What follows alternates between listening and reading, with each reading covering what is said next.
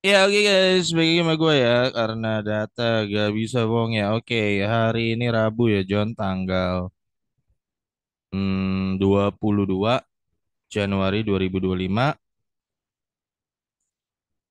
IHSG hari ini ya terpantau lumayan naik ya, lumayan naik ya. Oke. Iya, hari ini gue pengen bahas soal Donald Trump ya, yang dimana dia mau motong pajak gede-gedean di Amerika ya, motong pajak gede-gedean di Amerika. Dan apa dampaknya buat kita Indonesia dan juga buat khususnya di dunia persahaman ya John ya. Oke, tadi juga BNI udah ngeluarin laporan keuangannya ya, outlooknya tumbuh tapi hanya 2,7%. Ingat ya John, data itu nggak bisa bohong. 2,7 itulah membuktikan cukup suramnya 2024. Ya, beda banget waktu di 2022, 2023 ya, waktu itu ekonomi sempat tunjuk 5,7, perbankan rata-rata naik labonya 40%, 50% ya. Makanya gue bilang saat itu bagus karena sempat tembus 5,7% GDP Indonesia. Ya, dan saat itu lo ingat sendiri BMRI sempat beger, BNI pun beger ya. Naik 100% ya. Nah, untuk 2024 harus kita akui tidak bisa bohong hanya tumbuh 2,7% ya. Kalau lo nanya gue siapa kok bisa begitu ya? Siapa yang harus disalahkan kalau gue pribadi? Ya itu dari sisi fiskal kalau menurut gue gagal. Gini loh, kita tahu The Fed itu naikin suku bunga, kita tahu dan kita tahu bahwa BI itu mau nggak mau harus naikin suku bunga.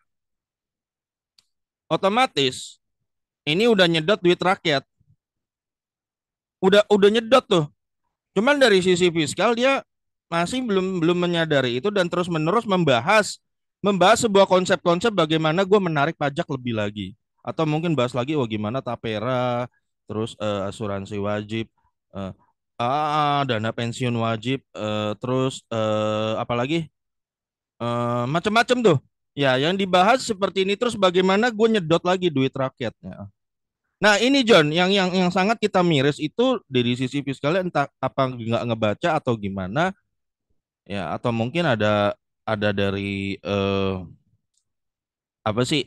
Apa mungkin gara-gara kita mau gabung OECD jadi harus harus seperti ini jor-joran seperti itu ya tanpa menyadari bahwa duit rakyat itu sudah tersedot karena suku bunga The Fed sana. Harus ya kalau kita tahu bahwa BI udah nyedot duit gara-gara dia terpaksa melakukan itu ya. Ini minimal nggak usah dibahas-bahas. Apalagi itu lagi apa tadi kemarin tuh PPN. Isu PPN lagi ya. Terus apalagi PPh final UMKM Mas Buduna. Jadi pikirannya di fiskal ini tidak mengendor, John. Dia berpikirnya wah ini rakyat masih oke padahal bahwa udah deflasi 5 bulan beruntun waktu itu. Nah, ini John, kalau menurut gua lo kenapa BNI cuma bisa tumbuh? Kalau perbankan cuma bisa tumbuh segini berarti kira-kira BRI dan yang lainnya BCA harusnya nggak begitu jauh ya. Nggak begitu jauh ya. Sangat disesalkan. Kenapa sangat disesalkan ya? Disesalkannya tidak ada corona lagi dan harusnya bisa tumbuh bagus ya Vietnam GDP-nya bisa 77 lebih. Kita malah stuck di 4,9. Kemarin udah sempat turun ya. Ya itu tadi kalau lo mau tanya kenapa begitu ya menurut gue dari sisi fiskalnya ya. Ke depan kalau kita terus masih konsepnya seperti ini ya, begitulah. Nah, hari ini kita bicara ke Amerika ya. Donald Trump ini melakukan kebijakan yang gua harus acungin jempol ya. Ini presiden berani banget. Kadang kita suka iri ya John sama negara lain gitu ya. Vietnam dia berani turunkan PPN ke 8% ya. Jepang berani ngasih apa? Stimulus kalau gue nggak salah kemarin 2.000 triliun ya. Dan motong pajak gitu ya, motong pajak Jepang. Cina juga ngasih stimulus 6.000 triliun atau nanti bakal lebih gede lagi katanya, potong suku bunga dan otomatis nurunin pajak juga. Ya seperti itu Cina berani. Dan Amerika pun kita akan lihat dia akan potong pajak gede-gedean. Jadi gini John, Oke, gue dulu agak ngikutin ya, Donald Trump tuh dulu pertama kali terpilih, gue dulu ngikutin pas lagi debat capresnya itu. Jadi dulu pajak corporate tax-nya di Amerika itu 35%. Sebelum Donald Trump terpilih tahun ya sebelum 2017 saya 35%. Ya. Nah, ini biasa ajarannya dari Eropa. Oh ya, bule barat ya, bule Eropa bahwa mereka percaya termasuk ekonom yang kiblatnya ke arah sana, mereka percaya di Amerika pun banyak juga penganut ini ya. Mereka percaya bahwa semakin kita menaikkan pajak, pertumbuhan ekonomi makin oke. Ini ada ya, jadi ada orang yang pahamnya begini ya. Sehingga corporate tax-nya itu 35%. Oke, sekarang logika. Siapa yang mau diriin perusahaan di negara lu kalau pajaknya aja 35%? Nggak ada kan? Akhirnya waktu itu banyak perusahaan Amerika pun kabur-kaburan ke luar negeri, kabur-kabur ke Meksiko ya, atau ke Asia juga ya, termasuk banyak mungkin Indonesia juga diriin pabrik. Ya, kenapa? Karena corporate tax-nya jatuhnya lebih murah di Asia 35%. Nah, ini jadi isu waktu itu di debat capresnya yang waktu tahun 2016 2017 itu ya. Ya, itu jadi isu. Ketika Trump terpilih 2007, dia melakukan sebuah kebijakan yang sangat berani, yaitu dia motong corporate tax dari 35% ke 21%. Ya, dia potong ya. Kenapa? Karena Donald Trump tuh nggak percaya pemahaman bahwa lu makin meningkatkan tax itu lu ekonomi negara lu makin bangkrut. Nggak ada, yang ada perusahaan makin kabur. Ya. Jadi ini yang berani nurunin pajak itu waktu itu ke sini adalah Donald Trump di 2017.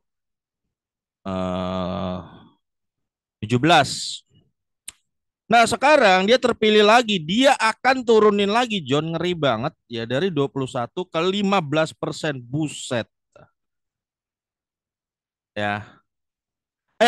Waktu diturun 35 ke 21 ya. Nah, banyak perusahaan Amerika yang udah mulai jarang keluar.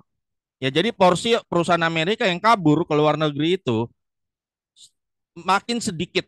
Ya, gara-gara teksnya dipotong. Ya, jadi gitu, John. Ya.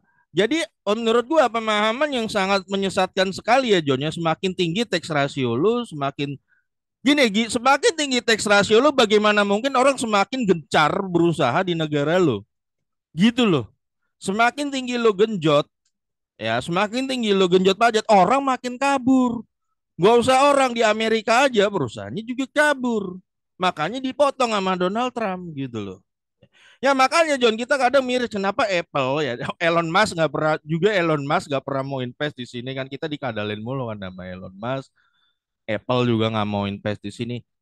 John, siapa yang mau invest di negara lu kalau tagihannya banyak?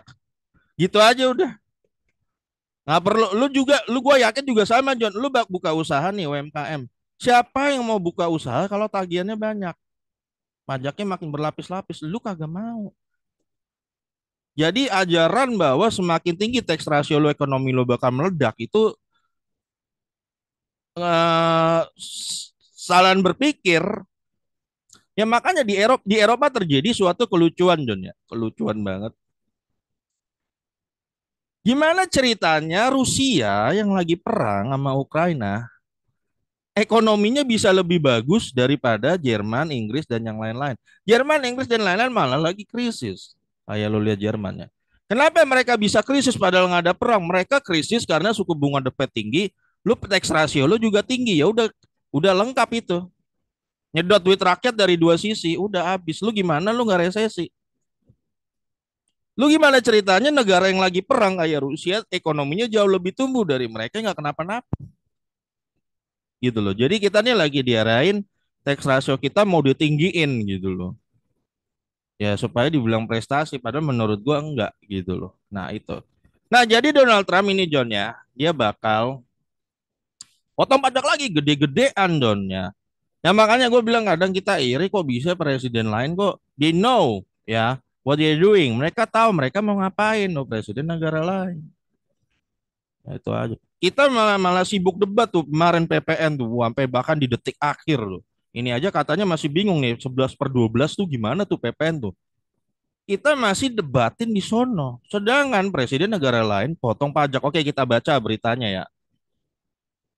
Ya, Presiden terpilih Donald Trump telah mengajukan proposal ya triliunan dolar dari potong pajak. Nah, jadi gini John, pajak itu dipotong. Ginilah, kalau presidennya pinter ya John, ngerti, lu nggak bakal lagi terjebak narasi, wah kalau kita tidak naikin pajak kita akan bangkrut. Itu dari mana? Nggak begitu mahaminnya. Kita tuh udah bisa cetak money tanpa emas. Kalau lu manfaatin dengan tepat, nggak bakalan. Sekarang gua tanya, oke, kalau ini ya, dengan Donald Trump mau potong pajak ini, dia harus nambel triliunan dolar. Oke, jatuhnya ngutang ya. Ngutang nanti siapa sih yang bayar? The Fed juga gitu kan. Tinggal cetak aja, print aja kan triliunan. Nanti tanya, nanti inflasi dong, Jun. Ya nggak begitu cara mahaminnya ya. Oke, butuh dana itu sekitar 4 triliun dolar ya tadi gue baca. 4 triliun apa? 4 triliun. Kalau dirupiahkan itu 4 triliun dolar untuk 10 tahun. Untuk nambel apa? Nambel. Jadi gini kan, kan pajak dipotong nih. Pendapatan negara berkurang dong. Betul ya. Nambelnya dari mana ya? Nambelnya di bank sentralnya di print money. Untuk nambel itu, nama dalam kasusnya Amerika dia butuh kira-kira 4 triliun dolar dalam 10 tahun. Tadi gua hitung tuh sekitar 6.000 triliun satu tahun. Nah, Bob, nanti nanti perinflasi kayak Zimbabwe dong, nggak begitu Joni. Ya, kita ngitung dulu GDP-nya. Kalau 6.000 triliun Donald Trump butuh untuk potong pajak itu, kan GDP dia 450.000 ya. Itu John cuman 1,3%. Ya, lu hitung dulu dari kekuatan negara lu. Jangan dikit-dikit ketakutan nih perinflasi, nggak bakal. Ya itu paling setahun cuma nambah inflasi 1,3% yang nggak terasa itulah. Kalau inflasinya dari sisi demand nggak masalah ya. Jadi ditambah sama Donald Trump, otomatis duit beredar makin banyak betul. Tapi segini nggak bakalan bikin hyperinflasi, nggak bakalan bikin negara hancur, nggak bakalan. Justru dengan lu potong pajak dan lu tambal duit beredar makin banyak gitu ya, daya beli bakal makin kuat gitu loh. Inilah yang dilakukan China bertahun-tahun dan demikian juga Vietnam. Vietnam potong PPN dari sekarang ke 8% potongnya, dia nambel dari mana ya gitu caranya John. Ya nggak inflasinya ada, tapi inflasi biasa aja, nggak usah ditakut-takutin.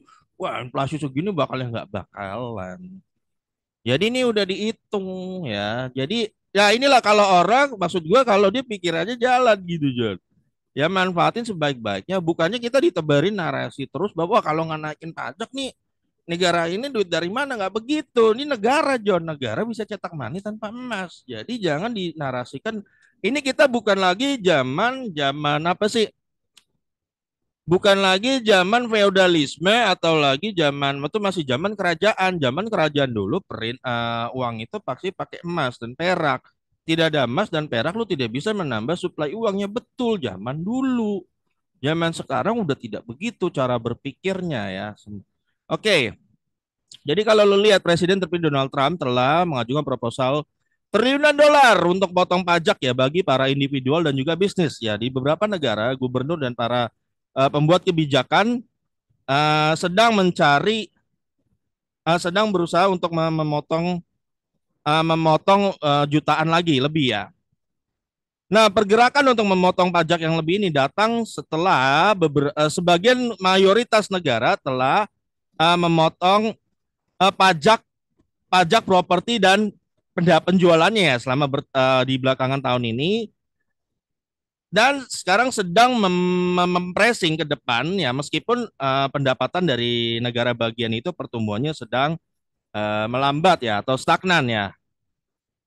Nah, sewaktu Kongres ini mempertimbangkan agenda potong pajaknya si Trump ini ya, para legislator dari negara-negara bagian ini yang sekarang sedang terpilih juga sedang mempertimbangkan apakah atau berapa banyak mereka bisa mengusahakan untuk memotong pajak ya. Karena mereka itu beda ya. Kalau kalau nggak seperti the Fed gitu ya. Nggak seperti pemerintahan federal yang bisa menjalankan defisit. Negara-negara bagian pada umumnya mengadopsi anggaran terbatas. Sorry, anggaran keseimbangan ya gitu. Nah, apa yang mau Trump lakukan, Joni ya? Nah, Kongres yang dipimpin oleh Republikan ini mempertimbangkan apakah untuk memperpanjang atau memperluas lagi berbagai macam potongan pajak untuk berbagai macam income ya. Ya, yang disahkan di 2017 waktu pertama kali. Nah, ingat ya yang tadi gue ceritain tuh 2017 Trump itu motong. Ya, waktu itu dia potong dari 35 ke 21, John. Ini ya, during first term ya. Sekarang dia memotong lagi dari 21 ke 15. Oh ya nih ke 15. Nah, ini yang mau dia lakukan, John. Ya, corporate tax 15% itu lebih kecil dari Singapura loh, John. Gila ya. Corporate tax Singapura gila nggak lo tuh si Trump itu ya. Singapura 17%, sekarang Trump memotong lebih kecil dari Singapura. Otomatis banyak perusahaan nanti ya bakal didirikan di Amerika lagi. Otomatis lapangan pekerjaan akan terbuka.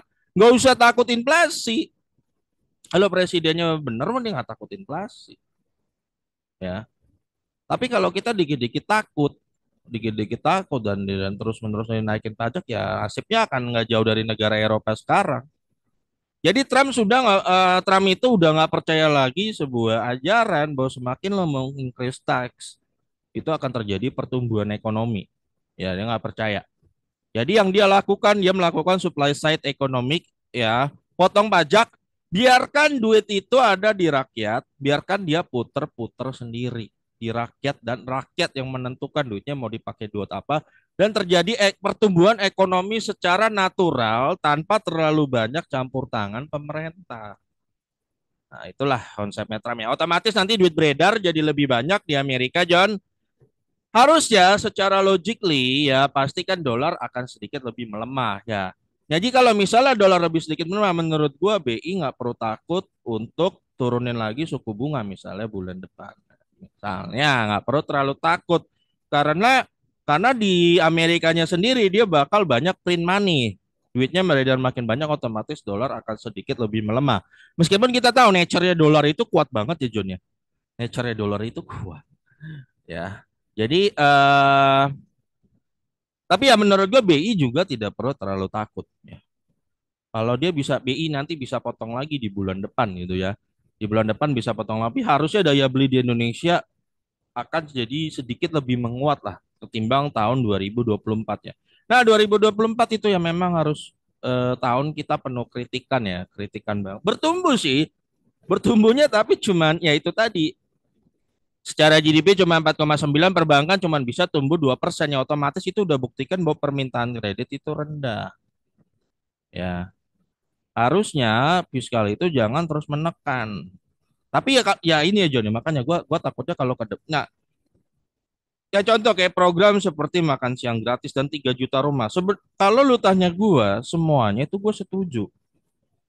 Bagus. Tapi yang gue jadi nggak setuju adalah ketika konsepnya ini duitnya itu harus harus subsidi silang gitu. Jadi segala duit defisitnya itu harus dibayar oleh kelas menengah gitu loh John. Kelas menengah harus membayar ini ya, kelas menengah harus membayar dengan cara ditambah pajaknya dinaikkan untuk kelas menengah untuk nambel itu, nambel makan siang gratis, nambel eh, ya nanti mungkin 3 juta rumah gratis seperti itu. Ya kalau kayak gitu kagak bakal tumbuh. Tumbuh lu cuman stuck kayak gitu aja tipis-tipis doang ya sangat disayangkan kalau gua mah.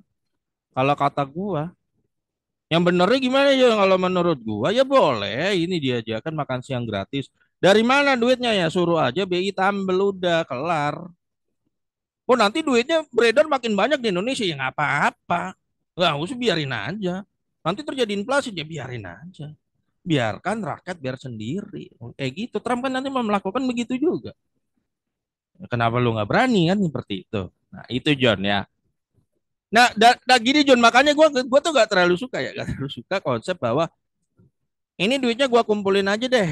Ya, nanti gua mau melakukan ini buat kesejahteraan lo. Misalnya Ini wah teks gua kumpulin nih ya, misal 100.000 per orang gua kumpulin. Nanti ini duit kekumpul triliunan, gua akan lakukan ini untuk kesejahteraan lo. Tapi John, masalahnya ketika duit sudah terkumpul triliunan itu, kebocorannya nggak dijaga. Nah, tau lah maksud gua lah ya. Korupsinya nggak dijaga. Ya, akhirnya udah narik duit dari rakyat, narik duit dari rakyat, tet, wah rakyat kehabisan duit, ya kehabisan likuiditas, kehabisan duit, jadi lebih jarang belanja. Duit yang dikumpul tadi banyak bocornya juga, akhirnya nggak balik juga. Contoh ya sekarang aplikasi Cortex gitu kan, website, dana 1,3 triliun, tapi loading, lu pencet, nggak jalan, gila. Enggak mencerminkan aplikasi itu senilai begitu. Kalau 1,3 triliun lu bagi 100.000 John, itu sama aja lu narik duit 13 juta orang. 13 juta orang lu tarikin 100.000. Ya lu tarikin 100.000 per orang nih, 13 juta.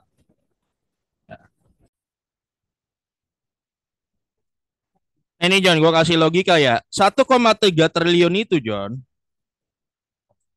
kalau lu breakdown ya, itu sama aja lu 13 juta orang lu kumpulin 100.000. Jadi sama aja ada Asia datang. Sini nih 13 juta orang lo kasih gue 100.000, ya gue kekumpul 1,3 T, gue akan bikinkan sebuah website yang nantinya akan mendorong pertumbuhan ekonomi kita. Iya nggak? 13 juta orang loh masing-masing 100.000, padahal 100.000 ini itu orang bisa beli bakso 7 kali. Satu, dua, tiga, empat. Iya 7 kali lah. Satu orang bisa 7 kali ke tukang bakso. Otomatis tukang bakso kok 13 juta orang rame-rame diputar, rame nggak? Oh rame. Tapi ketarik, karena ketarik otomatis ini daya belinya melemah nggak? Dia melemah. Nah masalahnya ketika duitnya terkumpul, si A ini berjanji bahwa ini akan meningkatkan ekonomi. Yang terjadi apa? Kita dikasih sebuah website yang loadingnya lama, ya, gue nggak tahu, nggak mungkin 1,3 triliun tuh loadingnya lama, ya nggak. Udah gitu dipencet error. Kalau error berarti lu salah coding gitu aja udah. Berarti nggak dites dulu. Nah kita disajikan duit yang tadi lu kumpulkan itu jadinya aplikasi yang penuh error. Lalu si A-nya bertanggung jawab nggak? Nggak tahu tanggung jawabnya di mana. Nah seperti itu John, kenapa gue tidak terlalu suka konsep seperti itu. Nggak terlalu. Lebih baik duit itu lu nggak perlu tarik, ya, lebih baik lo nggak perlu tarik, biarkan 13 juta orang ini puterin sendiri 100.000-nya. Wah si A beli pizza, si B beli donat, si B beli bakso, si A apalagi jajan ke Alfamart gitu-gitu, dia puter-puter sendiri, ekonomi bertumbuh sendiri tanpa lu ikut campur. Gitu loh. Ngerti nggak? Kenapa deflasi 5 bulan beruntun itu kemarin terjadi gara-gara paham-paham seperti ini kalau menurut gua. Nah itu John. Gue lebih suka biarkanlah duit itu beredar di rakyat. Itulah yang Donald Trump lakukan. Potong pajak, biarkanlah duit beredar di rakyat. Biarkan rakyat yang nentuin sendiri. Akan lebih bertumbuh, lu tinggal longkang-longkang kaki. Ya ekonomi bertumbuh 2029, rakyat pasti pilih lu. Kayak PSBY itu waktu itu. Ya nggak, periode kedua. Ya kan dia dipegang sama sendal jepit aja pasti menang dipasangin. Makanya mau wakilnya waktu itu cuma Pak Budi Budiono yang katanya kurang terkenal, dia menang telak. Tinggal long karena apa? Kelas menengah dijaga. Ketika lu naikin kelas menengah di pemilu berikutnya lu nggak perlu banyak kampanye, auto menang. Seperti itu. Ya semoga ya John ke depannya nanti 2025 nanti kita lihat di kira-kira di bulan Februari akhir ya laporan atau Maret awal itu lapor. Terutama Big Bang dulu kita lihat. Kalau Big Bang-nya tumbuhnya misalnya gede 10%, 20%, ya kemungkinan membaik ekonomi Indonesia arahnya 2025. Tapi kalau misalnya cuma tipis-tipis juga kayak sekarang, waduh, ya udahlah. Jadi dari dividen aja dan ya udah gitu aja. Agak berat gitu. Ya, oke guys, sampai ketemu lagi di video gue berikutnya karena data nggak bisa